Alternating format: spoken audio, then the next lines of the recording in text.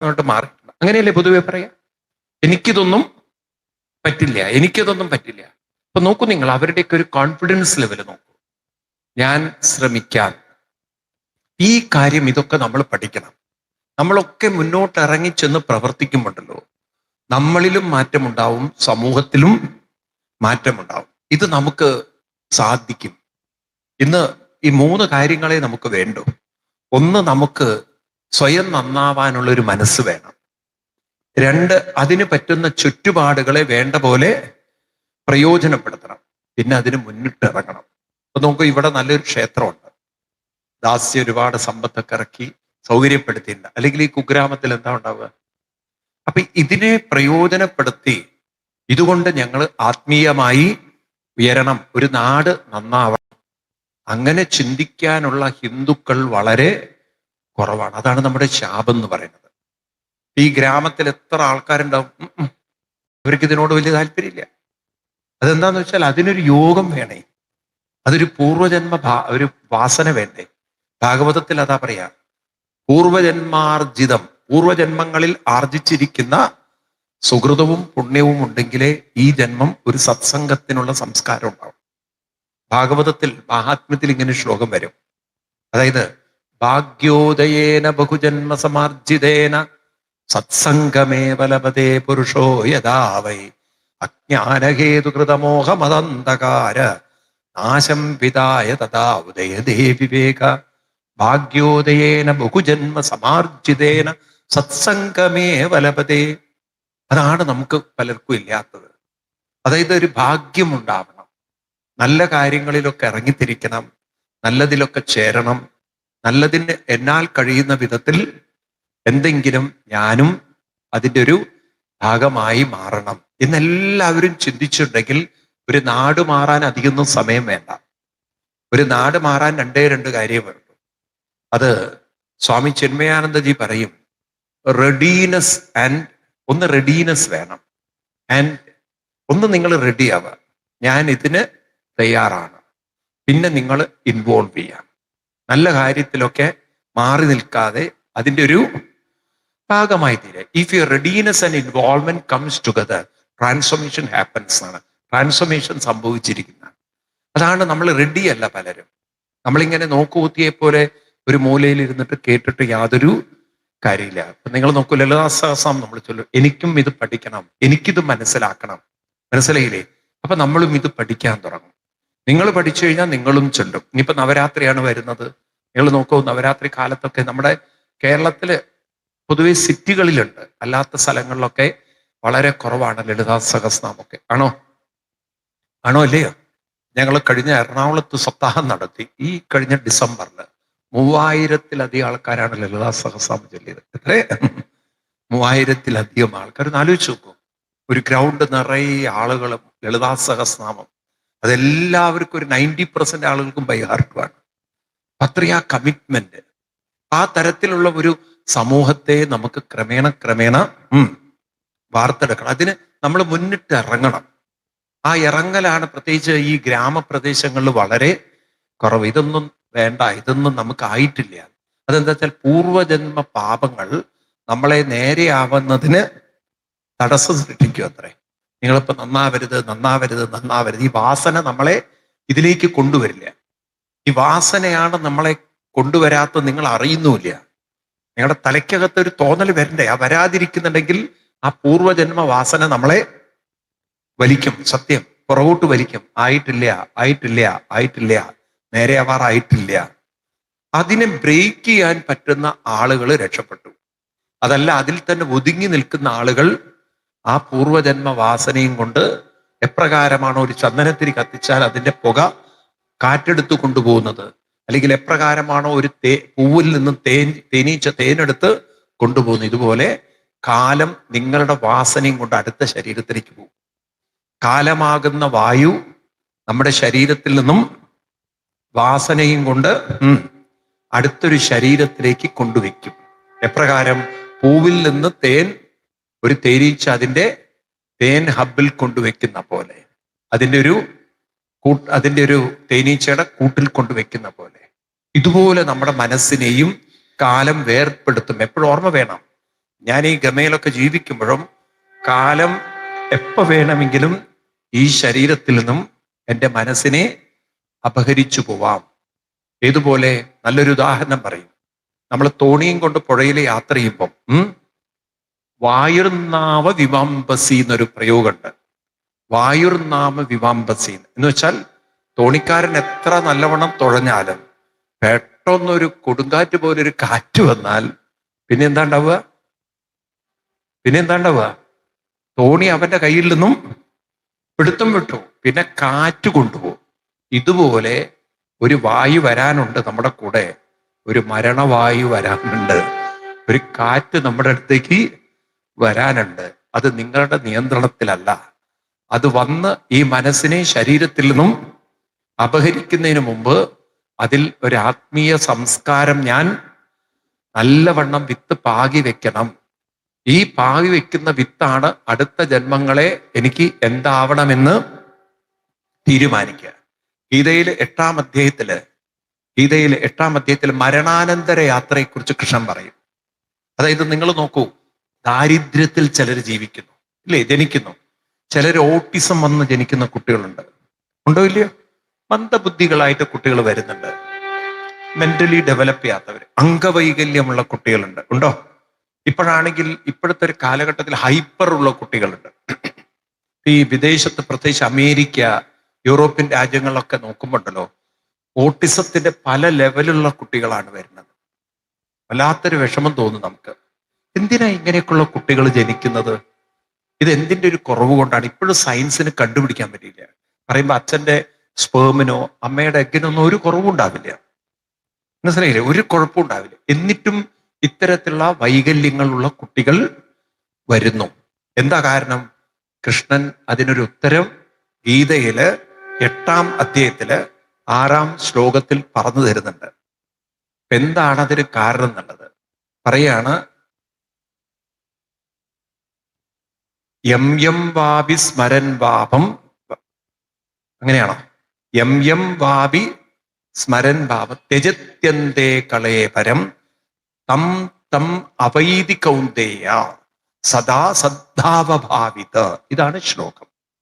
യം യം ഏത് യം യം എന്ന് പറഞ്ഞാൽ ഏത് ഭാവങ്ങളെ അല്ലെങ്കിൽ കാര്യങ്ങളെ, ഭാവം എന്ന് പറഞ്ഞാൽ നിങ്ങളുടെ മനസ്സ് ഓരോ കാര്യങ്ങളെ ചിന്തിക്കുന്നുവോ. അപ്പൊ നിങ്ങൾ ചിന്തിക്കുന്ന ചിന്തകൾ നിങ്ങൾക്കറിയാം.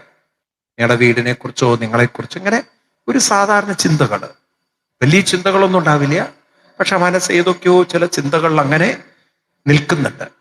അതൊക്കെ കേവലം ലൗകികങ്ങളാണെങ്കിൽ, ലൗകികം എന്ന് പറഞ്ഞാൽ നമ്മുടെ ശരീരാരോഗ്യം, നമ്മുടെ കുടുംബസുഖങ്ങള്, ഇപ്പോഴുള്ള സുഖങ്ങള്, ഇപ്പോഴത്തെ ലൗകിക സുഖങ്ങളെ കുറിച്ച് ആണെങ്കിൽ, അതായത് ഒരു ആത്മീയ ചിന്തയൊന്നും ഇല്ലെങ്കിൽ, അങ്ങനെ ഏത് ചിന്തകളാണോ നിങ്ങൾ വെച്ച് ത്യജത്യന്തേ കളേബരം, കളേബരം എന്ന് പറഞ്ഞാൽ ശരീരം, നിങ്ങൾ ത്യജിക്കുന്നത് തം തം അവൈതി, ആ സംസ്കാരത്തിനനുസരിച്ചുള്ള ജന്മങ്ങളിലേക്ക് നമ്മൾ വരണം. തം തം യം യം തം തം, ഏത് സ്വഭാവ സംസ്കാരങ്ങൾ ഉണ്ടാക്കുന്നോ തം തം, അതിനനുസരിച്ചുള്ള ജന്മങ്ങളിലേക്കായിരിക്കും മനുഷ്യൻ പോകുന്നത്. അപ്പൊ ഒരാൾ ഓട്ടിസമൊക്കെ ആയിട്ട് വരുന്നുണ്ടെങ്കിൽ അങ്ങനെയുള്ളൊരു ജന്മം കൊണ്ടു നടന്നു. കേവലം ലൗകികമായ ജീവിതമൊക്കെ കൊണ്ടു നടന്നാൽ അത്ര ഒരു എവല്യൂഷനെ നമ്മൾ പ്രതീക്ഷിക്കാം. അല്ലാതെ ദൈവം ഒരാളെ അംബാനിയുടെ വീട്ടിലും ദൈവം ഒരാളെ ഒരു പാവപ്പെട്ടവന്റെ വീട്ടിലും ഇടുന്നില്ല. ഇതൊക്കെ ക്രിസ്ത്യൻ ഇസ്ലാമിക് തോട്ട്സുകളാണ്. ദൈവം സൃഷ്ടിച്ചു എന്നുള്ളത്. നമ്മളെ സംബന്ധിച്ച് ദൈവമല്ല സൃഷ്ടിക്കുന്നത്, നമ്മളെ സംബന്ധിച്ച് പുനർജന്മമാണ്. എന്താണ്? അതാണ് ഒരു ജന്മത്തിൽ നിന്നും അടുത്ത ജന്മത്തിലേക്കുള്ളൊരു യാത്രയാണ് ജീവിതം. അപ്പൊ നിങ്ങളുടെ മനസ്സിനെ കാലമാകുന്ന വായു, കാലൻ എന്ന് പറഞ്ഞാൽ മരണവായു, ഇത് വന്ന് നിങ്ങളെ അങ്ങോട്ട് അടിച്ചെടുത്ത് കൊണ്ടുപോകും. എന്നിട്ട് എവിടെ കൊണ്ടിടും? അടുത്തൊരു ശരീരത്തിലേക്ക് നിങ്ങളെ കൊണ്ടെത്തിക്കും. അപ്പൊ എന്ത് ബാഗായിട്ടാണോ നിങ്ങൾ പോകുന്നത്, ആ ബാഗായിട്ടായിരിക്കും അടുത്തൊരു ജന്മം.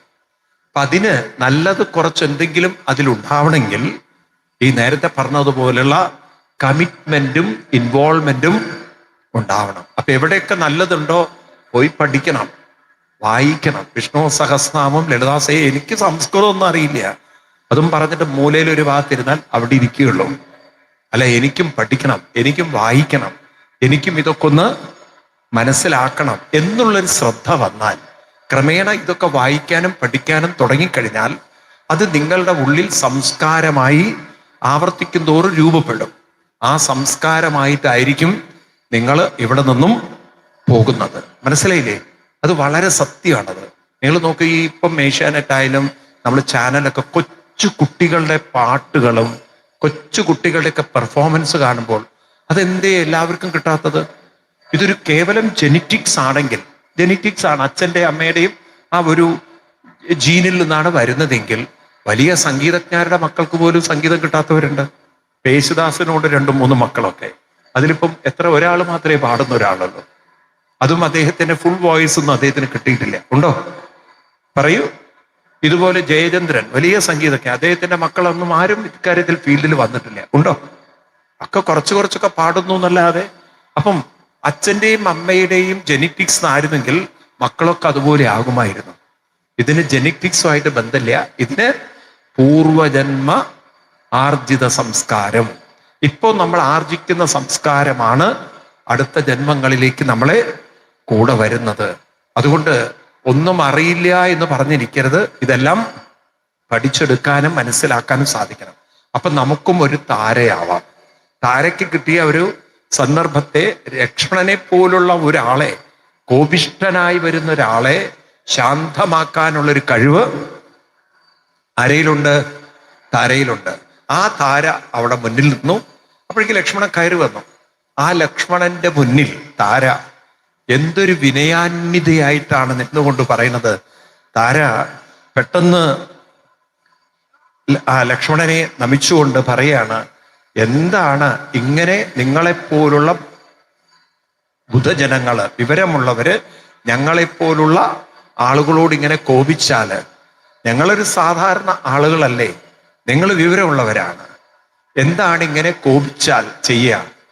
അവിടുത്തെ കാര്യങ്ങൾ ചെയ്യാൻ സൈന്യങ്ങളെ നിയോഗിച്ചു കഴിഞ്ഞു. ഒരു നുണ തട്ടിയതായിരിക്കും. 4 പാടേക്കും വാനരന്മാരെയൊക്കെ പറഞ്ഞയച്ചിട്ടുണ്ട് എല്ലാവരോടും വരാൻ വേണ്ടിയിട്ട്. എല്ലാ വാനരന്മാരുടെയും ഒരു സംസ്ഥാന സമ്മേളനം വിളിച്ചു കൂട്ടിയിട്ടുണ്ട്. അപ്പൊ അധികം വൈകാതെ വാനരന്മാരൊക്കെ ഇവിടെ എത്തിച്ചേരും. ഒരുക്കങ്ങൾ തുടങ്ങിക്കഴിഞ്ഞു എന്ന് കേൾക്കുമ്പോൾ ലക്ഷ്മണന്റെ അവസ്ഥ എന്തായിരിക്കും? ആ കൊണ്ടുവന്ന കോപത്തിന്റെ തീവ്രത അങ്ങോട്ട് കുറഞ്ഞു. കാരണം ഇവര് മിണ്ടാതിരിക്കുകയല്ല, ഇവരും അതിനുവേണ്ടി അണിയറ പ്രവർത്തനങ്ങൾ ചെയ്യാൻ തുടങ്ങിയിട്ടുണ്ട് എന്നുള്ളൊരു കോൺഫിഡൻസ് വന്നിട്ട് ചിലപ്പോൾ അടിച്ചു വിട്ടതായിരിക്കും. കാരണം ഒന്ന് തൽക്കാലത്തേക്ക് ഈ മനുഷ്യനെ ഒന്ന്, ആ ടെക്നിക്ക് നോക്കൂ നിങ്ങൾ. ഒരാളോട് എന്ത് പറഞ്ഞാലാണ് ആ ആളുടെ മനസ്സിലൊരു ശാന്തത വരുത്താൻ സാധിക്കുക, അല്ലേ? അത് പഠിക്കുന്നതാണ്. അപ്പൊ എന്താണോ കേൾക്കേണ്ടത് അത് അങ്ങോട്ട് പറഞ്ഞു.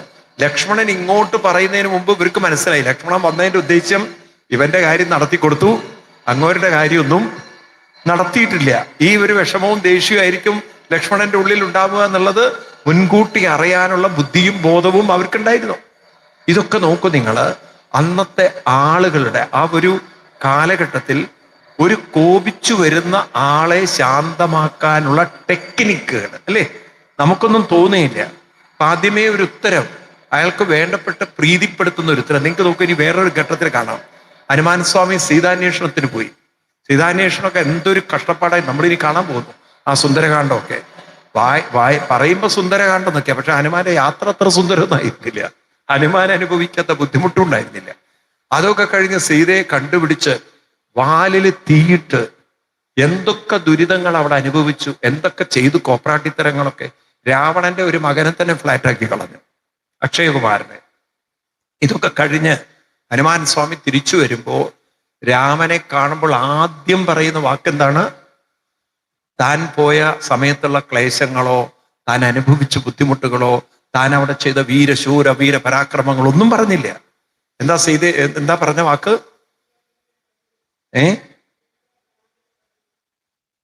ആരാ പറഞ്ഞത്? എന്താ പറഞ്ഞത്? അത്രയേ ഉള്ളൂ. ഒറ്റ വാക്കാണ് ഉത്തരം. എന്താ പറഞ്ഞത്? കണ്ടേൻ സീതയെ. ഇത്രയേ പറഞ്ഞുള്ളൂ. ഞാൻ സീതാദേവിയെ. ഇത് കേൾക്കുമ്പോ രാമന്റെ മനസ്സിൽ എന്തായിരിക്കും? നമ്മളാണെങ്കിൽ എന്താ പറയുക? എന്നിട്ടേ ഞാൻ ഇവിടുന്ന് പോയപ്പോണ്ടല്ലോ, ഒടുക്കത്തെ മഴ, അല്ലെങ്കിൽ അവിടെ ഉണ്ടായ കഷ്ടപ്പാടുകളും ബുദ്ധിമുട്ടുകളും പ്രയാസങ്ങളും അതങ്ങോട്ട് പറഞ്ഞു തുടങ്ങും. അപ്പൊ ഈ മറ്റാൾ എന്താ പറയാ? അല്ല, എന്നിട്ട് എന്തായി, പോയിട്ടെന്തായി, നിങ്ങൾ എന്തായി, പോയിട്ടെന്തായി? കേൾക്കും മനുഷ്യ, മുഴുവൻ കേൾക്കും നിങ്ങള്. നമ്മൾ അത് വിസ്തരിച്ച് പറയാൻ പോകുമ്പോഴേക്കും മറ്റേ ആൾക്ക് കേൾക്കാനുള്ള താല്പര്യം തന്നെ പോയിട്ടുണ്ടാവും. ഇവിടെ നോക്ക്, ആദ്യം അങ്ങോട്ട് കൊടുക്കുകയാണ് ആൻസർ, കണ്ടേൻ സീത. ഇത് കേൾക്കുമ്പം ആ പറയുന്ന ആളോട് എന്താ തോന്നുക? പറയുന്ന ആളോട് തോന്നുന്ന വികാരം എന്തായിരിക്കും? നോക്കൂ, കാര്യം നടക്കൂട്ടോ എന്ന് പറയുമ്പോ എന്തായി, ഇല്ലേ? ഇതൊക്കെ നിങ്ങൾക്ക് ഭാഗവതത്തിലും കാണാം. ഒരു ബ്രാഹ്മണനെ പറഞ്ഞയക്കും രുക്മിണി ദേവി കൃഷ്ണന്റെ അടുത്ത്, ഇല്ലേ? ഇല്ലേ? ആ ഭാഗവതത്തിൽ അങ്ങനെ ഉണ്ടല്ലോ. രുക്മിണി സ്വയംവര സന്ദർഭമാണ് പറയുന്നത്, കഥ മനസ്സിലാവണം. അപ്പൊ രുക്മിണിയെ ശിശുപാലനെ കൊടുക്കാൻ തീരുമാനിച്ചു. അപ്പൊ രുക്മിണി ഒരു ബ്രാഹ്മണന് സന്ദേശമായിട്ട് പറഞ്ഞയക്കും. അപ്പം രുക്മിണി ഒരുക്കുകയാണ് ശിശുപാലന്റെ മണ്ഡപത്തിൽ കയറി ശിശുപാലനെ കെട്ടണം. അതിനൊരുക്കുമ്പോഴാണ് ബ്രാഹ്മണൻ കയറി വന്നത്. ആ കാണുന്ന സമയത്ത് തന്നെ ബ്രാഹ്മണൻ പറയണെന്താ അറിയോ? ദേവി വിചാരിച്ചത് നടക്കും, സത്യം ച ഉക്തവചനം എന്നാണ്. ദേവി എന്താണോ മനസ്സിൽ മറ്റുള്ളവർക്ക് അറിയില്ല എന്താണ്. കാരണം അവിടെ വേറെ സ്ത്രീകളുണ്ട്, വേറൊന്നും പറഞ്ഞിട്ട് ദേവി എന്താണോ മനസ്സിൽ വിചാരിച്ചത്. അപ്പൊ ദേവി എന്താ മനസ്സിൽ വിചാരിച്ചതെന്ന് കൂടെയുള്ളവർക്ക് അറിയില്ല. ദേവി എന്താ വിചാരിച്ചത്? എനിക്ക് കൃഷ്ണനെ കിട്ടണം, അത് സത്യം, അത് നടക്കുന്നതാണ്. അപ്പൊ ഇത് കേൾക്കുമ്പോൾ ദേവിക്ക് എന്താണ്ടവ? ദേവി സാഷ്ടാംഗം നമസ്കരിച്ചു എന്നൊക്കെയാണ് ഭാഗവതത്തിൽ. അപ്പൊ ഞാൻ പറഞ്ഞു വരുന്നത്, ഒരാളോട് എങ്ങനെയാണ് ഒരു കാര്യം ധരിപ്പിക്കേണ്ടത്, അവതരിപ്പിക്കേണ്ടതെന്ന ഒരു വിവേകം അന്നുള്ളവർക്ക് ഉണ്ടായി. ശരിക്കും പറഞ്ഞാൽ ഇതൊരു കമ്മ്യൂണിക്കേഷൻ സ്കില്ല്, മാനേജ്മെന്റ് സ്കില്ല്, ഇന്നതൊക്കെ ഒരു മാനേജ്മെന്റ് പഠനങ്ങളാണ്. ഇതൊക്കെ IIT പഠിപ്പിക്കുന്ന കാര്യങ്ങളെ ഈ പറയുന്നത്. ഞാൻ എങ്ങനെ കമ്മ്യൂണിക്കേറ്റ് ചെയ്യണം, എങ്ങനെ കൺവിൻസ് ചെയ്യണം, മനസ്സിലായില്ലേ? ഈ ടാക്ടിക്സുകളൊക്കെ അന്ന് രാമായണത്തിൽ ഉപയോഗിച്ചിരുന്നു. അതുകൊണ്ടാണ് പലപ്പോഴും നമ്മുടെ IIT പ്രൊഫസർമാര് രാമായണത്തെ ഇത്തരം ടെക്സ്റ്റുകളായിട്ടൊക്കെ കാണുന്നത്. ഇത് പറയുമ്പോഴേക്കും ഇവിടുത്തെ രാഷ്ട്രീയക്കാർ കാലഴുകി. നിങ്ങൾ രാമായണം പഠിപ്പിക്കുന്നത് വർഗീയമാണ്, അവരാ കണ്ണിലൂടെ മാത്രമേ കാണുള്ളൂ. മനസ്സിലായില്ലേ? അങ്ങനെ ഹിന്ദുക്കളെ ടാർണിഷ് ചെയ്ത് ഈ രീതിയിലാക്കിയപ്പോ നമ്മളൊക്കെ വിഡ്ഢികളായി. അറ്റ്ലീസ്റ്റ് നിങ്ങളൊക്കെ ഇതിനെക്കുറിച്ച് ചിന്തിക്കണം. ഇവിടെ താരാദേവി എങ്ങനെയാണ് കോപിഷ്ഠനായി വരുന്ന ഒരു ലക്ഷ്മണകുമാരനെ സമാധാനിപ്പിച്ച് അദ്ദേഹത്തിന്റെ മനസ്സിൽ ഒരു വിരോധമില്ലാത്ത വിധത്തിൽ, വിദ്വേഷമില്ലാത്ത വിധത്തിൽ, ദേഷ്യമില്ലാത്ത രീതിയിൽ ആ മനസ്സിനെ ആക്കി തീർക്കുന്നത്. അതൊരു ടെക്നിക്കല്ലേ? ആണോ അല്ലയോ? ടെക്നിക്ക് ആണോ അല്ലയോ? ഇതൊക്കെ പഠിക്കേണ്ടതുണ്ടോ?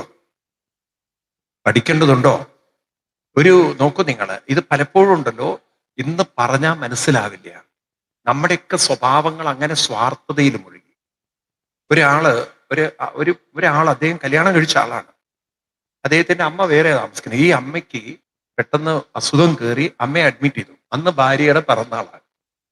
അപ്പൊ ഇവർ രണ്ടുപേരും ഭാര്യയും കൊണ്ട് പുറത്തു പോകാൻ തീരുമാനിച്ചു, എവിടെയോ പാർട്ടിക്ക് പോകാൻ. അപ്പൊ ഭാര്യ ഒരുങ്ങി നിൽക്കുകയാണ്. ഈ ഭർത്താവ് വരുന്നില്ല പാർട്ടിക്ക് പോകാൻ വേണ്ടിയിട്ട്. അങ്ങനെ കുറേ ലേറ്റ് ആയിട്ട് ഈ മനുഷ്യൻ കയറി വരികയാണ്. അപ്പൊ ഇദ്ദേഹത്തിനോട് ചോദിച്ചു, എന്താ ലേറ്റ്? അപ്പൊ ഇദ്ദേഹം വായിന്ന് വന്നു, അമ്മയുടെ അടുത്ത് പോയി. പിന്നെ അങ്ങോട്ട് കൊടുക്കുകയാണ്, എന്നെക്കാളും നിങ്ങൾക്ക് വില.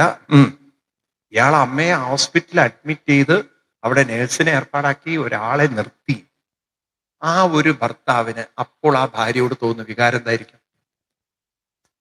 ചിന്തിക്കൂ നിങ്ങൾ. ഒരുപക്ഷെ അതോടുകൂടി ബന്ധം തന്നെ തീർത്തേക്കും. ആണോ അല്ലേ?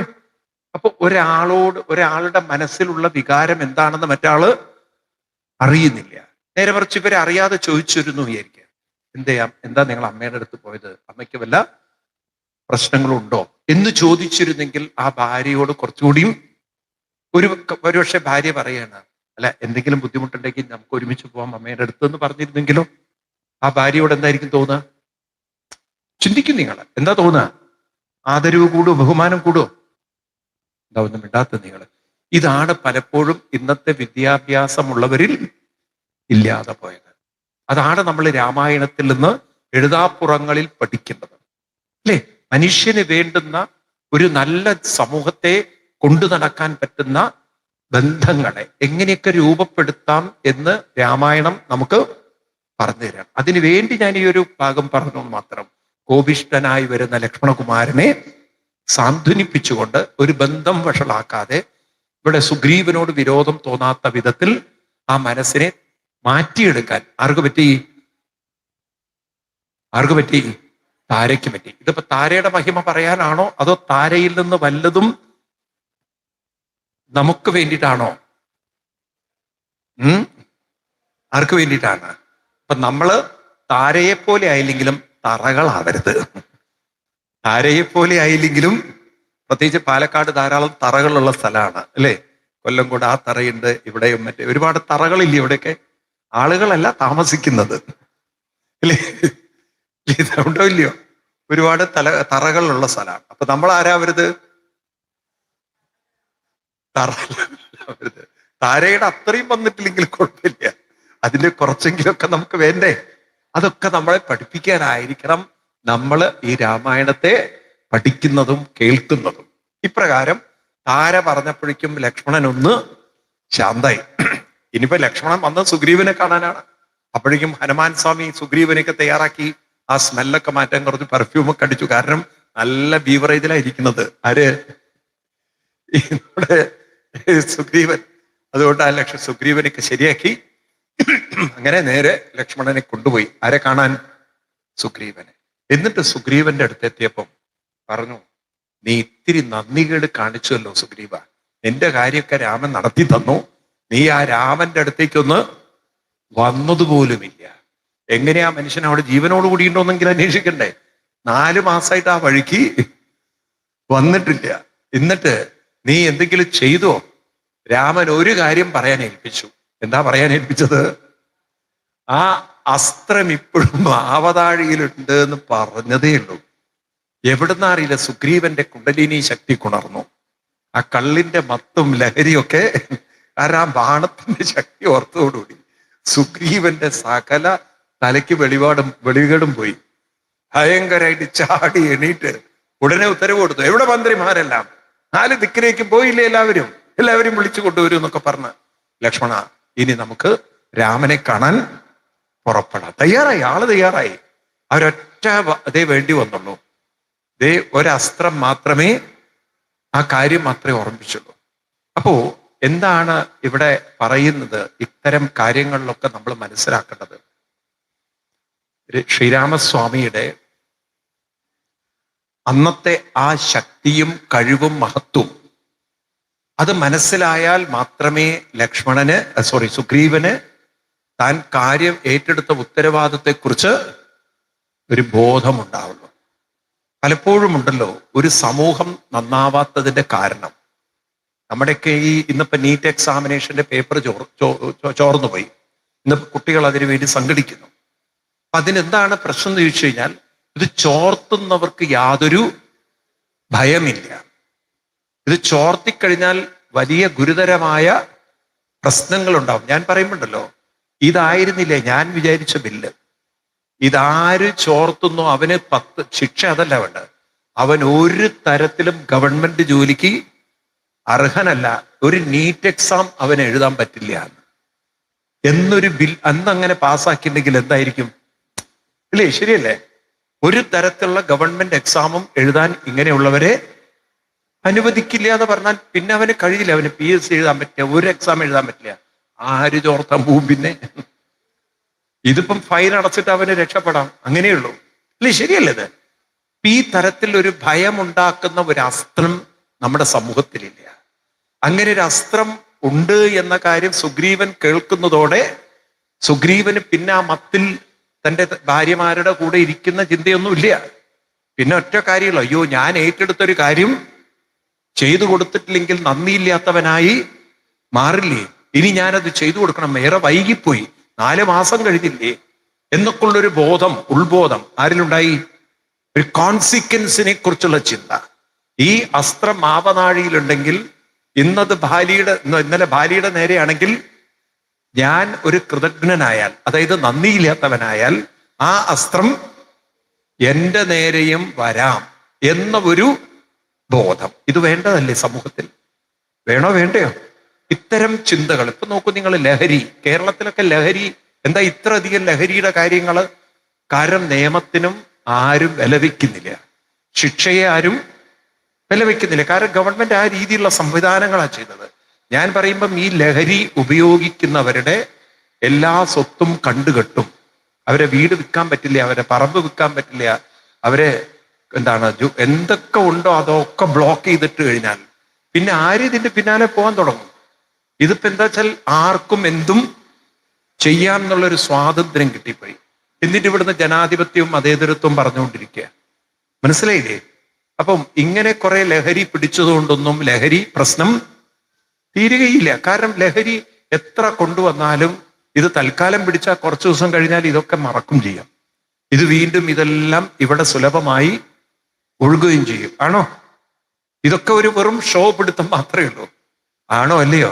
ഒരു പേടിയില്ല. എന്നാൽ ഞാൻ നോക്കിയിട്ടുണ്ടല്ലോ, ഈ UP എന്ന് പറയുന്ന സ്ഥലത്ത് യോഗി ആദിത്യനാഥിനെ ഇവർക്ക് ഇഷ്ടമല്ല ഇവിടെ ഉള്ളവർക്ക്.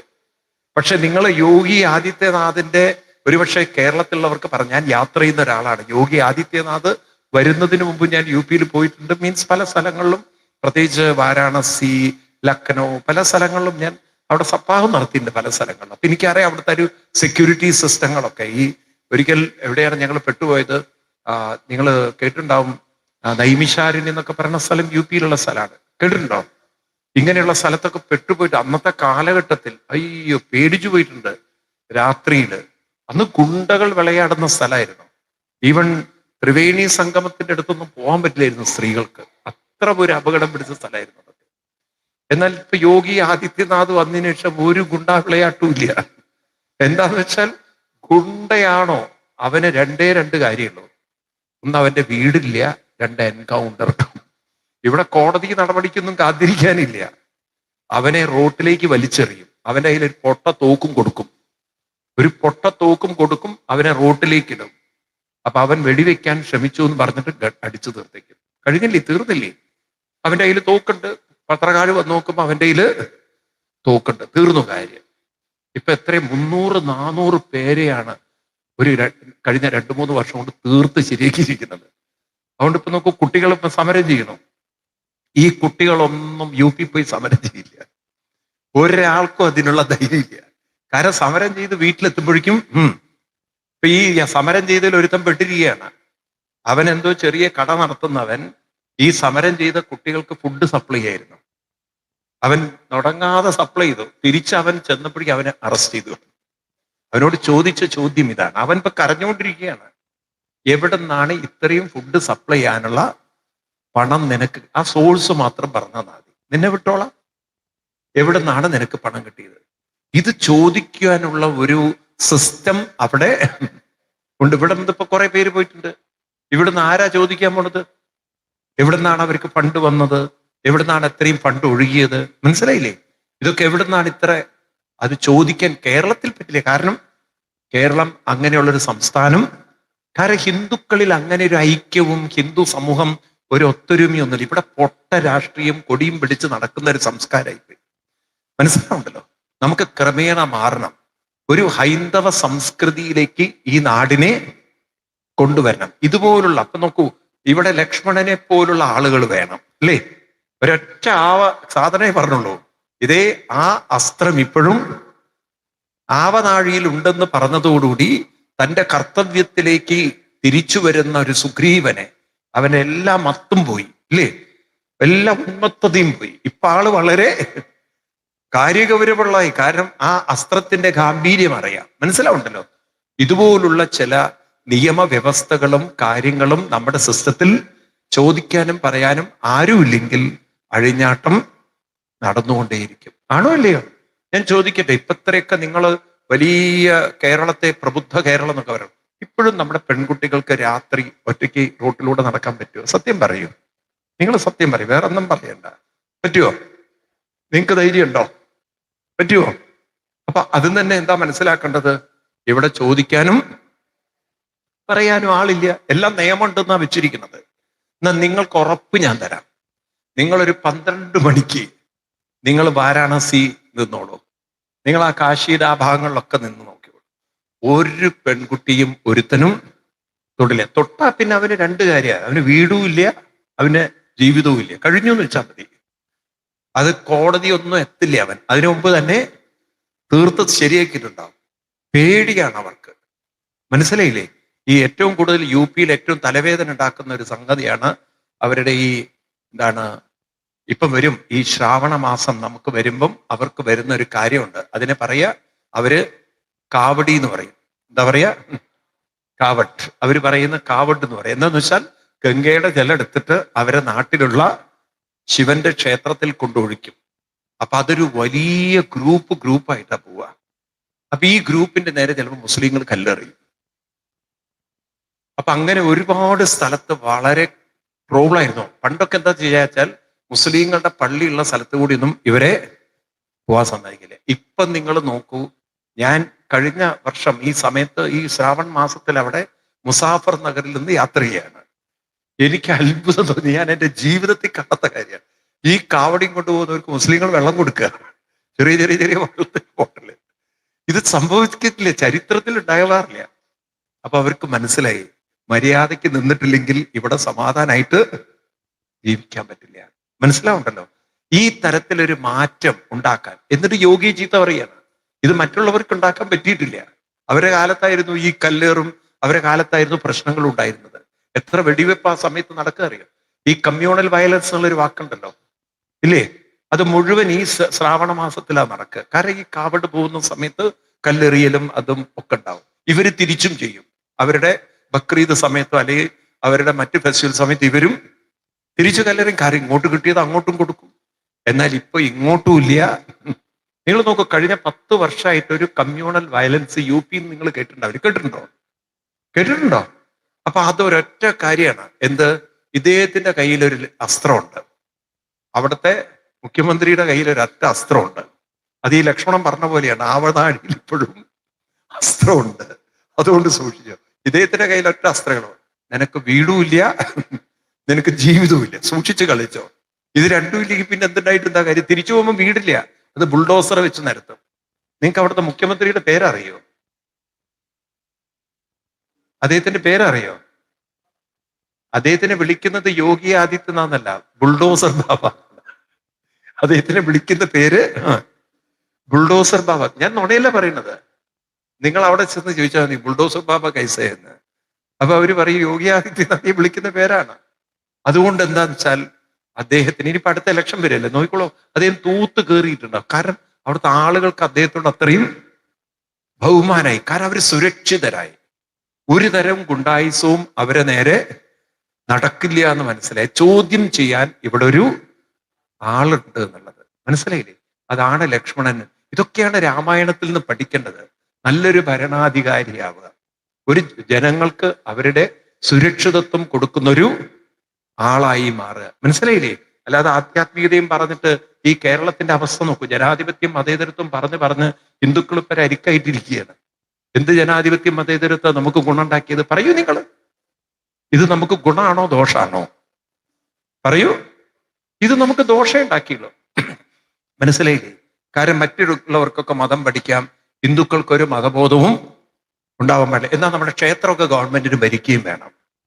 നിങ്ങൾ നോക്കൂ, ഇപ്പൊ ഗുരുവായൂർ അവര് ഭരിക്കണു, അവര് രാഷ്ട്രീയക്കാർ വരുന്നു, തൊഴുതു പോകുന്നു. ഇതെന്താ അത്? നിങ്ങൾ പള്ളിയും ഭരിക്കൂ, അതല്ലേ മര്യാദ? അത് ചോദിക്കാൻ നമുക്ക് പറ്റുന്നില്ല. കാരണം നമ്മളിടയിൽ ഒരു ഐക്യവും ഒത്തൊരുമയും ഇല്ല. എത്രയോ പള്ളികളിൽ വരുമാനം വരുന്ന പള്ളികളുണ്ട്, എത്രയോ വരുമാനം വരുന്ന പള്ളി. എന്തുകൊണ്ട് ഗവൺമെന്റ് ഭരിച്ചുകൂടാ? ഹിന്ദുക്കളുടെ മാത്രമേ ഭരിക്കാവൂന്ന് ഏത് കോൺസ്റ്റിറ്റ്യൂഷനിലാണ് എഴുതി വെച്ചത്? എവിടെ എഴുതി വെച്ചിട്ടൊന്നുമില്ല. ഇപ്പോഴും ചോദ്യം ചെയ്താൽ അവർക്ക് ഉത്തരവൊന്നുമില്ല അതിന്. പക്ഷെ ഇതിന് വേറൊരു സംവിധാനം ഹിന്ദുക്കൾക്ക് ഇല്ല. നമ്മളിങ്ങനെ തമ്മിലടിച്ചും പോരടിച്ചും അപ്പോഴേക്കും NSS ആയി, SNDP ആയി, അവളായി ഇവളായി, എങ്ങനെ തമ്മിൽ യോജിക്കാത്ത ഒരു വർഗമായി നമ്മള് മാറി. മനസ്സിലായില്ലേ? ഈ ഹിന്ദു എന്ന് പറഞ്ഞാൽ ഏറെക്കുറെ ആടിന്റെ സ്വഭാവമാണ്. ആരുടെ? ആടിന്റെ സ്വഭാവം. എന്താ ആടിന്റെ സ്വഭാവം എന്ന് പറഞ്ഞാൽ, പണ്ട് 2 മുട്ടനാട് ഉണ്ടായിരുന്നു. ആരാണ്? മുട്ടനാട്. അപ്പൊ ഒരു കുറുക്കൻ ഒരു മുട്ടനാടോട് പറഞ്ഞു, ദേ മറ്റാളുണ്ടല്ലോ ശരിയല്ല, നിന്റെ കുറ്റം പറഞ്ഞ് നടക്കുകയാണ് അവരുടെ ജോലി. എന്നാ ഈ പറയുന്ന കുറുക്കനാണ് തന്റെ ശത്രു നല്ല തോന്നിയത്. കുറുക്കനാണ് ശത്രു നല്ല തോന്നിയത്. ആരാണ്? മറ്റേ മുട്ടനാണ്. അങ്ങനെ രണ്ടുപേരും കൂടി പോർ വിളിച്ച് അങ്ങനെ ഒരു സ്ഥലത്തെത്തി. രണ്ടുപേരും ഏറ്റുമുട്ടുകയാണ്. ഏറ്റുമുട്ടി ഏറ്റുമുട്ടി നെറ്റിയിൽ നിന്ന് ചോര ഒലിക്കുന്നുണ്ട്. ഈ സമയത്ത് ഇവർക്ക് എന്തോ ഒരു ബോധം വന്ന. ഏറ്റുമുട്ടി ഇവര് അങ്ങനെ അടിച്ചു ഇരിക്കുമ്പോഴാണ് കുറുക്കനൊരു മോഹം. എന്ത്? ആ ചോര എങ്ങനെങ്കിലും ഒന്ന് കുടിക്കണം എന്നുള്ളത്, അതൊന്ന് നക്കി കുടിക്കണം എന്നുള്ളത്. അപ്പൊ ഒരു കുറുക്കങ്ങനെ നോക്കിക്കൊണ്ട് നല്ലോണം ചോര പൊട്ടി വരുന്നുണ്ട്. ഓടിച്ചെന്ന് അതൊന്ന് കുടിക്കാൻ വേണ്ടി നോക്കുമ്പോൾ തീർന്നു. അപ്പോഴാണ് ഈ കഴുതകൾക്ക് മനസ്സിലായത് ഇവനായിരുന്നു ശത്രു. ഇതുപോലെ നമ്മള് തമ്മിൽ തല്ലി കുരുട്ട് പറഞ്ഞ് കുറെ കഴിഞ്ഞാൽ എന്തെങ്കിലും നമുക്ക് മനസ്സിലാവും നമ്മുടെ ശത്രു നമ്മളല്ല, നമ്മുടെ ശത്രു നമ്മളെ ചൂഷണം ചെയ്യുന്ന കുറെ സിസ്റ്റങ്ങളുണ്ട്. അത് ഒരു കാലഘട്ടത്തിൽ നമുക്ക് മനസ്സിലാവും. അതുവരെ നമ്മളിങ്ങനെ അങ്ങോട്ട് കുറ്റവും ഇങ്ങോട്ട് കുറ്റവും അവരെ കുറ്റവും പറഞ്ഞ സമയം കളയും. ഇത് മാറണ്ടേ? ഇത് മാറണ്ടേ? അതിന് വേണം. അതിനാണ് നമുക്ക് ലക്ഷ്മണനെ പോലെയൊക്കെ ഒരു ആർജവം വേണം. മുന്നോട്ട് വരണം. വേണ്ടേ? ഇങ്ങനെ ലക്ഷ്മണൻ ഇതൊക്കെ പറഞ്ഞപ്പോഴേക്കും ഇവിടെ ആരുഷാറായി? സുഗ്രീവന്റെ എല്ലാ മത്തും പോയി. സുഗ്രീവൻ പറഞ്ഞു, ശരി, ഇപ്പൊ തന്നെ രാമനെ കാണാൻ പോവാം. അങ്ങനെ രാമനെ കാണാൻ അവരെല്ലാവരും ഇറങ്ങി പുറപ്പെടുകയാണ്. അതിന്റെ ഇടയിൽ സുഗ്രീവൻ ഉത്തരവ് കൊടുത്തു, 4 ദിക്കിലും പോയി വാനരന്മാരെ കൂട്ടിക്കൊണ്ടുവരണം. അങ്ങനെ രാമനെ കാണാൻ പോകുന്നു. രാമനെ കാണുന്നു. സുഗ്രീവൻ കാൽക്കൽ വീണ് മാപ്പ് പറഞ്ഞു, ഞാൻ മറന്നതല്ല, ഞാൻ എല്ലാവരെയൊക്കെ വിളിച്ച് ഏർപ്പാടാക്കിയിട്ടുണ്ട്. ഇനി അടുത്ത കാര്യങ്ങൾ എന്താണ് ചെയ്യേണ്ടതെന്ന് അവിടുന്ന് കൽപ്പിച്ചാൽ അതിനനുസരിച്ച് പ്രവർത്തിക്കാം. ഞാൻ ഒരിക്കലും നന്ദികേട് കാണിക്കില്ല. അപ്പൊ ഇവിടെയാണ് ചില വരികളൊക്കെ നമുക്ക് ഓർക്കാനുള്ളത്. സുഗ്രീവനെ ഹനുമാൻ പറഞ്ഞ് ഓർമ്മിപ്പിക്കുന്ന ഒരു വരികളുണ്ട്. എന്ത്? അങ്ങനെ ഒരു വരികളുണ്ട്. അങ്ങനെയാണ് നമുക്കൊക്കെ ചില ഇങ്ങനെയുള്ള പ്രയോഗങ്ങളൊക്കെ രാമായണത്തിൽ കിട്ടുന്നത്. അതായത് എന്താണ്? പരോപകാരം ചെയ്യുന്ന മനുഷ്യൻ അല്ലല്ലോ, പ്രത്യുപകാരം മറക്കുന്ന മനുഷ്യൻ ചത്തതീനൊക്കുമേ ജീവിച്ചൊരിക്കലും. ഇത് ഹനുമാൻ ആരോട് പറയാണ്? പ്രത്യുപകാരം മറക്കുന്ന മനുഷ്യൻ. ഇങ്ങോട്ട് സഹായം ചെയ്തിട്ട് തിരിച്ചങ്ങോട്ട് സഹായം ചെയ്യാതെ അത് മറന്നു പോകുന്ന മനുഷ്യൻ ചത്തതീനൊക്കുമേ ജീവിച്ചിരിക്കണം. അപ്പൊ നമ്മളൊരു കാര്യം ഏറ്റിട്ടുണ്ടെങ്കിൽ ആ കാര്യം ചെയ്തിരിക്കണം. ഒരിക്കലും മറന്നതായിട്ട് നമ്മൾ ഭാവിക്കരുത്. ആ ഉത്തരവാദിത്വം നമ്മുടെ ഉള്ളിൽ ഉണ്ടാവണം. സുഗ്രീവ, നീ സത്യം ചെയ്താണ്, അഗ്നിസാക്ഷിയായിട്ട് സത്യം ചെയ്താണ് അല്ലേ? നിന്റെ കാര്യം ഞാൻ നോക്കിക്കോളാം, എന്റെ കാര്യം രാമൻ നോക്കാന്നുള്ളത്. രാമൻ നോക്കി. ഇനിയിപ്പോ ആര് നോക്കണം? ഇനിയിപ്പോ നിന്റെ ഊഴാണ്. അപ്പൊ നീ അന്ന് ചെയ്ത സത്യപ്രതിജ്ഞയൊന്നും മറന്നു പോകരുത്. അപ്പൊ ഈ വരികൾ മറക്കരുത്. എന്താണ്? പ്രത്യുപകാരം കേട്ടിട്ടുണ്ട്, ഓർമ്മയിലില്ലേ? പ്രത്യുപകാരം മറക്കുന്ന മനുഷ്യൻ ചത്തതീനൊക്കുമേ ജീവിച്ചിരിക്കണം. ആരോട് പറയുന്നതാണ്? ആരോട് പറയുന്നതാണ്? ഹനുമാൻ സുഗ്രീവനോട്. നീ ഏറ്റ കാര്യം നീ ഒരിക്കലും മറന്നു പോകരുത് സുഗ്രീവ. എന്തൊരു നോക്കൂ, അന്നത്തെ കാലഘട്ടത്തിന്റെ ആ ഒരു വാനരന്മാരിൽ പോലും ഇത്തരം മൂല്യങ്ങളും വലിയ ചിന്തകളും ധാർമ്മിക ചിന്തകളും ഉണ്ടായിരുന്നു എന്ന് പറഞ്ഞാൽ ഈ രാമായണത്തിൽ നിന്ന് പഠിക്കാൻ വല്ലതൊക്കെ ഉണ്ടോ? ഉണ്ടോ ഇല്ലയോ? ഇത് അന്നത്തെ ഒരു കാലഘട്ടത്തിന്റെ കഥയാണോ? ഇന്നും മനുഷ്യർക്ക് വേണ്ടുന്ന കുറെ വാല്യൂസ്, ഇന്ന് അതിനെ പറയാം മോറൽ സയൻസ് എന്ന് പറയും അല്ലേ? ഇന്നും അതിന് പറ്റുന്ന പലതും ഇല്ല ഇതിനകത്ത്. ഇതൊക്കെ നമുക്ക് എവിടെയോ നഷ്ടപ്പെട്ടു പോയി. രാമായണം വെറും വായിച്ചു തള്ളുന്ന ഒരു പുസ്തകമായി മാറി. നമുക്കിതിന്റെ ചർച്ചകൾ വേണം. ഇതിനെക്കുറിച്ചുള്ള ക്ലാസ്സുകൾ കുട്ടികൾക്ക് കൊടുക്കണം. വലിയ മാനേജ്മെന്റ് ഒന്നും പഠിക്കണ്ട, ഇത് പഠിച്ചാൽ തന്നെ മാനേജ് ചെയ്യാൻ പറ്റും അല്ലേ? ഇന്നിപ്പം ഏറ്റവും വലിയ മാനേജ്മെന്റ് പരാജയം വെച്ചാൽ അവനവന്റെ ജീവിതം മാനേജ് ചെയ്യാൻ പറ്റാത്തവരാണ് ഇന്ന് ലോകത്തെ മാനേജ് ചെയ്യാൻ നോക്കുന്നത്. മനസ്സിലായില്ലേ? അപ്പൊ സ്വന്തം ജീവിതവും ചിട്ടപ്പെടുത്തണം. ഒരു കുടുംബ ജീവിതവും ചിട്ടപ്പെടുത്തി പോവാൻ പറ്റിയിട്ടില്ലെങ്കിൽ വിദ്യാഭ്യാസവും പണവും ഉണ്ടായിട്ടും കാര്യമില്ല. ഇന്നിപ്പോ നമുക്ക് ഹിന്ദുക്കൾക്ക് പറ്റിയ അപകടമാണ്. നമുക്ക് വിദ്യാഭ്യാസം കുട്ടികൾക്കുണ്ട്, അത്യാവശ്യം ജീവിക്കാനുള്ള സമ്പത്തുമുണ്ട്, ജോലിയുണ്ട്, സാമർഥ്യമുണ്ട്. പക്ഷേ നല്ലൊരു വ്യക്തി ജീവിതം അവരിൽ പലർക്കും ഇല്ല, കുടുംബ ജീവിതവും ഇല്ല. പിന്നെ എന്ത് വിദ്യാഭ്യാസമാണ്? പിന്നെ എന്ത് നിങ്ങൾ പറയുന്ന സമ്പത്താണ്? അല്ലേ, ശരിയല്ലേ? പിന്നെ എന്ത് കഴിവുകൾ ഉണ്ടായിട്ടെന്താ കാര്യം? അപ്പൊ ഇതെല്ലാം കൂട്ടി യോജിപ്പിച്ച് പോകണമെങ്കിൽ അതിന് ചില മൂല്യങ്ങൾ ഉണ്ടാവണം, വേണ്ടേ?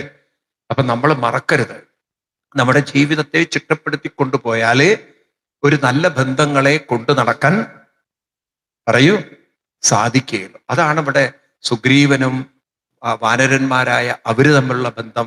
മനസ്സിലായില്ലേ? ഹനുമാന് പറഞ്ഞു കൊടുക്കാൻ സാധിക്കുകയാണ് സുഗ്രീവന്. നീ എന്നെ പഠിപ്പിക്കണമെന്ന് പറയില്ല. സുഗ്രീവനാകുന്ന രാജാവിനോട് ഒരു മന്ത്രി ഉപദേശിക്കുകയാണ്, എന്ത്? നീ ഏറ്റെടുത്ത കാര്യം പിന്നീട് നീ ഒരിക്കലും മറന്നു പോകരുത്. അപ്പൊ ആ തരത്തിൽ അന്നത്തെ കാലത്ത് ആരടുത്ത് വീഴ്ച പറ്റിയാലും അത് ചൂണ്ടിക്കാണിക്കാനും അത് തിരുത്താനും മറ്റുള്ളവർക്ക് സാധിക്കുമായിരുന്നു. അത് തിരുത്തേണ്ട ഉത്തരവാദിത്വമാണ് മറ്റുള്ളവർക്ക്, അല്ലേ?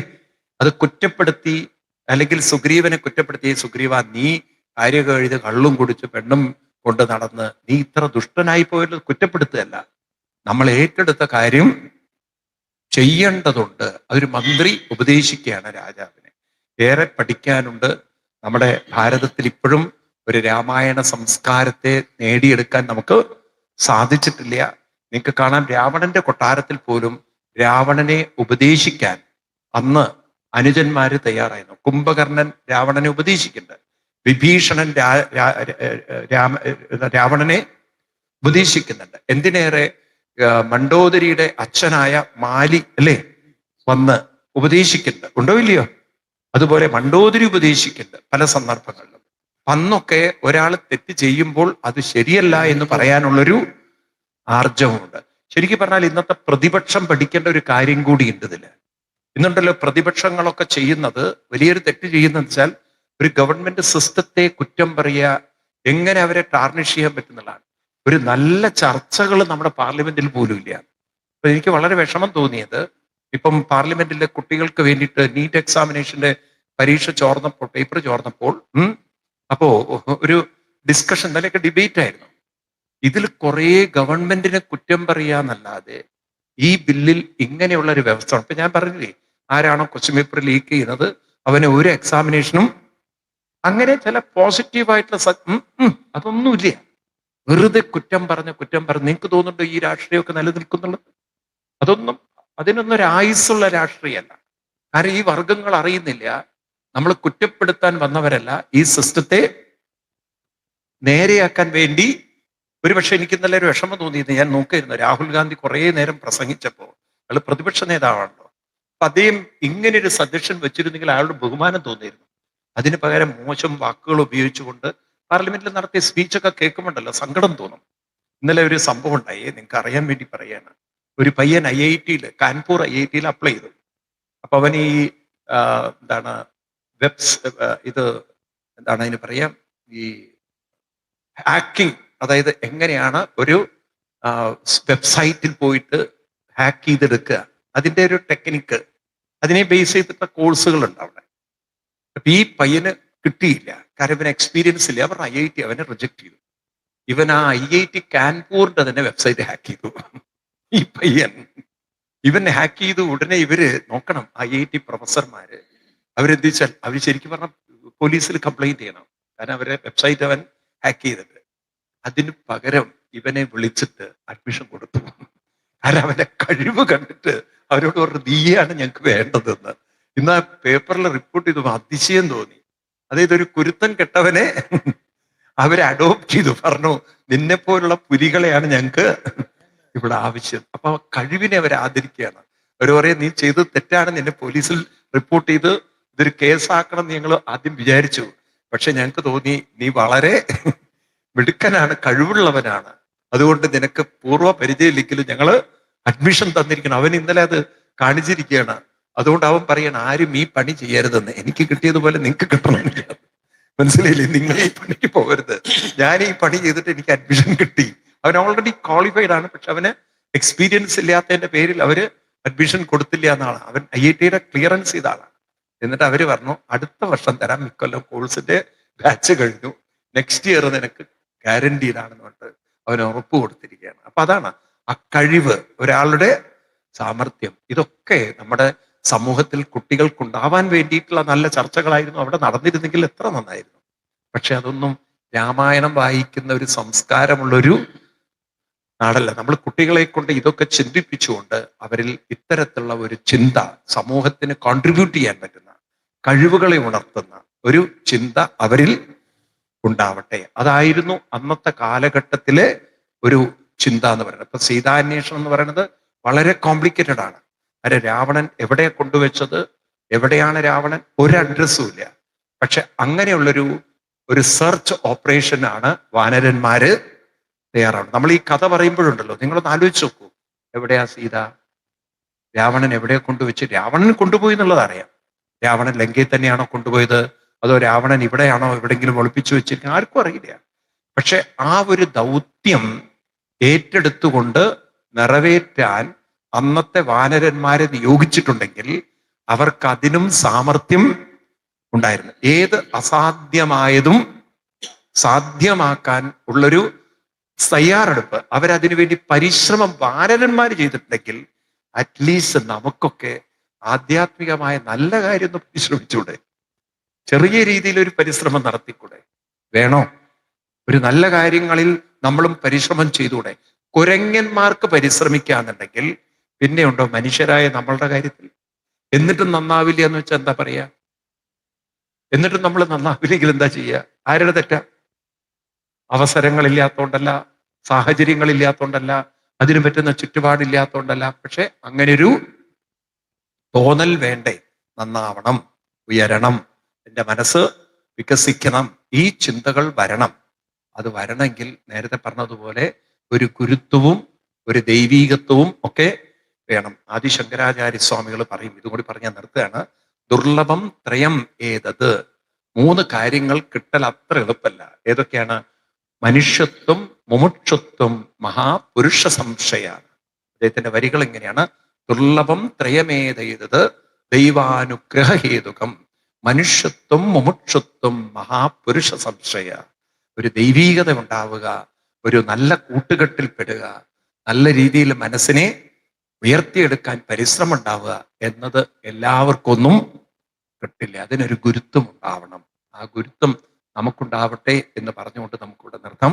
നാളെ കാലത്ത് 6:30 മണിക്ക് വീണ്ടും ആരംഭിക്കാം. എല്ലാവരും ചൊല്ലുക. സർവത്ര ഗോവിന്ദനാമ സങ്കീർത്തനം. ഗോവിന്ദ ഗോവിന്ദ. രാമ രാമ രാമ രാമ രാമ രാമ പാഹി മാം. രാമപാദം ചേരണേ മുകുന്ദ രാം പാഹി മാം. രാമ രാമ രാമ രാമ രാമ രാമ പാഹി മാം. രാമപാദം ചേരണേ മുകുന്ദ രാമ പാഹി മാം. രാമ രാമ രാമ രാമ രാമ രാമ പാഹി മാം. രാമപാദം ചേരണി മുകുന്ദ രാമ പാഹി മാം. രാമ രാമ രാമ രാമ രാമ രാമ പാഹി മാം.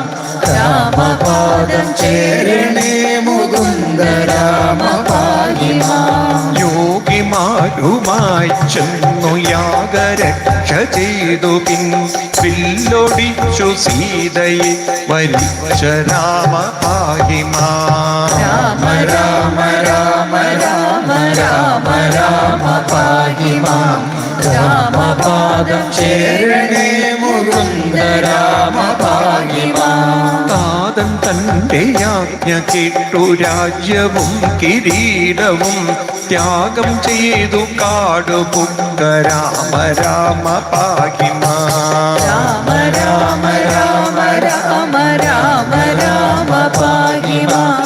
രാമപാദം ചേരണേ മുകുന്ദ രാമ പാഹി മാം. ചാരനായി വന്നണഞ്ഞ മാനിനെ പിടിക്കുവാൻ ജാനകിയെ വിട്ടകന്ന രാമ രാമ പാഹി മാം. രാമ രാമ രാമ രാമ രാമ രാമ പാഹി മാം രാമപാദം ചേരണേ മുകുന്ദ രാമ പാഹി മാം ഭിക്ഷുവായി വന്നണഞ്ഞ ദുഷ്ടനായ രാവണൻ ലക്ഷ്മിയെയും കൊണ്ടുപോയി രാമ രാമ പാഹി മാം രാമ രാമ രാമ രാമ രാമ രാമ പാഹി മാം രാമപാദം ചേരണേ മുകുന്ദ രാമ പാഹി മാം വാനരപ്പടയുമായി കടൽ കടന്നു ചെന്നുടൻ രാവണനെ നിഗ്രഹിച്ച രാമ രാമ പാഹി മാം രാമ രാമ രാമ രാമ രാമ രാമ പാഹി മാം രാമപാദം ചേരണേ മുകുന്ദ രാമ പാഹി മാം പുഷ്പകം കരേറി സീതാലക്ഷ്മണ സമേതനായി തുഷ്ടി പുണ്ടയോധ്യ ചെന്ന രാമ രാമ പാഹി മാം രാമ രാമ രാമ രാമ രാമ രാമ പാഹി മാം രാമപാദം ചേരണേ മുകുന്ദ രാമ പാഹി മാം പത്മനാഭ പരമ പുരുഷ ഭക്തി മുക്തിദായക പങ്കജാക്ഷ ആദിനാഥ രാമ രാമ പാഹി മാം രാമ രാമ രാമ രാമ രാമ പാഹി മാം രാമപാദം ചേരണേ മുകുന്ദ രാമ പാഹി മാം നാരദാതി സേവിത കൃപാലയാ നമോസ്തുതേ വാരിജാസനാദി വന്ദ്യ രാമ രാമ പാഹി മാം രാമ രാമ രാമ രാമ രാമ രാമ പാഹി മാം രാമപാദം ചേരണേ മുകുന്ദ രാമ പാഹി മാം ചക്രധാരി വാസുദേവ മാധവ ജനാർദ്ദന ചക്രസോദരാച്യുത മുകുന്ദ രാമ പാഹി മാം രാമ രാമ രാമ രാമ രാമ രാമ പാഹി മാം രാമപാദം ചേരണേ മുകുന്ദ രാമ പാഹി മാം രാമ രാമ രാമ രാമ രാമ രാമ പാഹി മാം രാമപാദം ചേരണേ മുകുന്ദ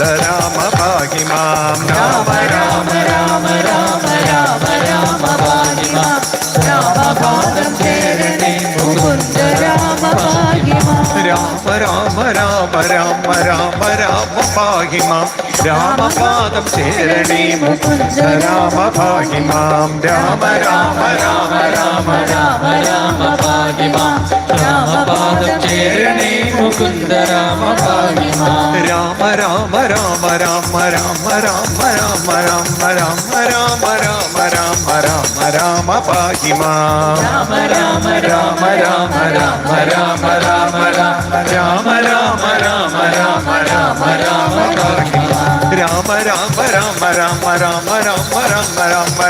രാമ രാമ രാമ രാമ രാമ രാമ പാഹി മാം രാമ രാമ രാമ രാമ രാമ രാമ രാമ രാമ രാമ രാമ രാമ രാമ രാമ പാഹി മാം രാമ രാമ രാമ രാമ രാമ രാമ രാമ രാമ രാമ രാമ രാമ രാമ രാമ രാമ പാഹി മാം രാമ രാമ രാമ രാമ രാമ രാമ രാമ രാമ രാമ രാമ രാമ രാമ രാമ പാഹി മാം രാമ രാമ രാമ രാമ രാമ രാമ രാമ രാമ രാമ രാമ രാമ രാമ രാമ രാമ പാഹി മാം രാമ രാമ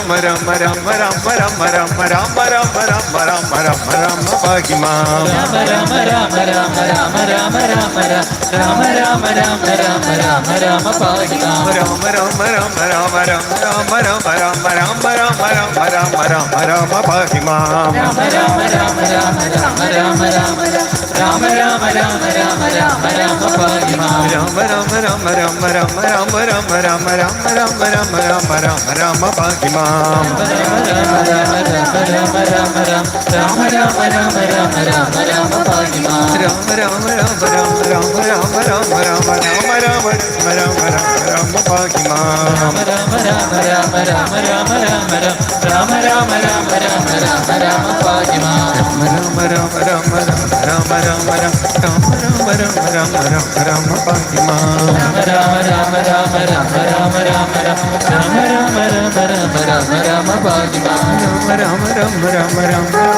രാമ രാമ രാമ രാമ രാമ രാമ രാമ ഭാഗ്യമാ രാമ രാമ രാമ രാമ രാമ രാമ രാമ രാമ രാമ രാമ രാമ രാമ രാമ രാമ ജാനകി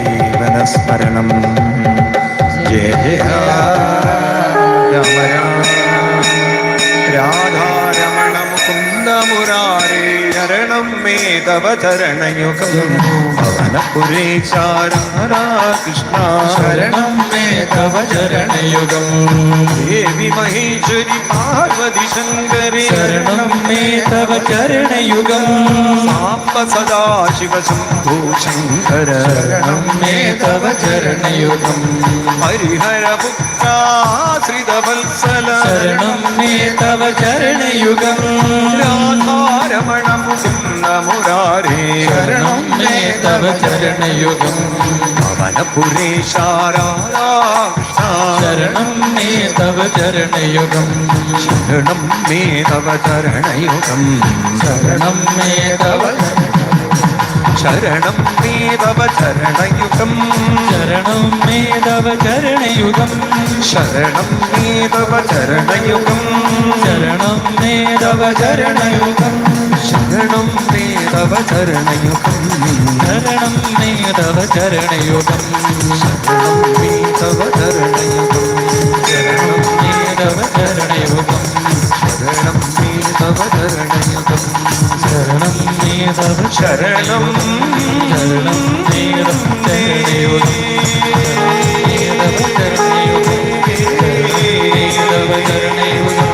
ശരണം മേ തവ രാമ ശരണം മേ തവ ചരണയുഗം ശരണയുഗം ശരണം മേ തവ ശരണം മേ രാമ തേ ശരണയുഗം കായേന വാച മനസ്സിന്ദിയർവാം ബുദ്ധ്യാത്മനാ വാ പ്രകൃതേ സ്വഭാവം കരോമി യദ്യത് സകലം പരസ്മൈ നാരായണായേതി സമർപ്പയാമി സർവം നാരായണായേതി സമർപ്പയാമി മംഗളം കോസലേന്ദ്രായ മഹനീയ ഗുണാബ്ദയേ ചക്രവർത്തി തനൂജായ സാർവഭൗമായ മംഗളം സാർവഭൗമായ മംഗളം